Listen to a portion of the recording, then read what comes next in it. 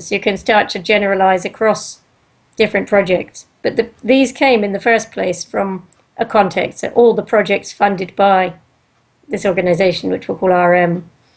And then RM will go out and use these indicators to evaluate their whole portfolio of projects.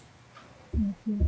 Very, very interesting. I mean, I wish more projects would implement this type of approach, but unfortunately they don't, and I think there's a long way to go Yeah. in terms of doing that.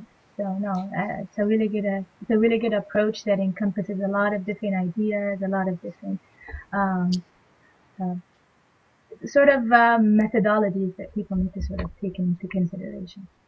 Yeah, and I think it's something that will evolve because what I mean, one thing that you find with approaches that are not holistic is that very often the thing that you leave out is what kind of comes back to haunt you, if you like. And so if you've done your whole project, going back to this map again, just give me 1 second.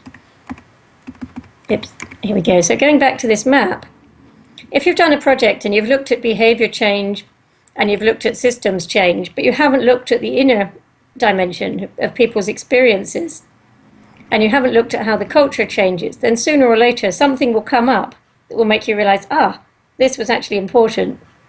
And so it's a bit like if you know the story of Sleeping Beauty. The 13th fairy that wasn't invited to the christening was the one that came back to cause all the trouble. Yeah. And so if you're doing this evaluation and you've done this whole project, you've designed it, and you're trying to figure out why it isn't working in the way that you hoped, very often it's because you've missed out one of these 4 directions.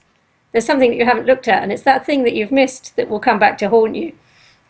So in the same way, if you're looking at values at the wrong level, and you're really wondering why people aren't interested in well-being for everyone, and the fact is that they've still got their heads stuck in trying to win the war, then the project is not going to go where you hope it would. It might go somewhere. You might, if nothing else, manage to bump them up from that red level to amber. But then you've got another problem on your hands, which could be sort of religious fundamentalism or nationalism or fascism or something like that. Because each of these lower levels of values has what's called dignities and disasters. There are beautiful things about it, but there are also hugely problematic things about it.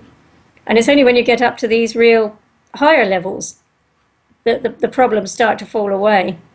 So each one of these will have different problems associated with it. And if you don't take a holistic approach and don't try and meet people where they are, then you find that all you've done is just either reinforce the problems or else just kind of created a new set. A new one, yeah. Yeah. Absolutely. Well, wow, no, I'm really glad we were able to talk to you today. We really appreciate it, and I believe that a lot of our GVI's audience will benefit from this, and hopefully we'll be able to hear from you soon. Oh, sure. I hope it will be useful, and I'd love to sort of engage in a dialogue with people within GVI or within the UN system more broadly that are interested in these ideas. It would be great to share them with people who might be designing projects, designing evaluations, and just to see what they make of them. And feel free to kind of throw feedback at me, whether it's positive or not. If there are people that say, "Oh, well, this is completely unworkable. This is all way too idealistic," blah blah blah. Let me know, and I'm happy to engage them in conversation. Perfect. Thank you so much.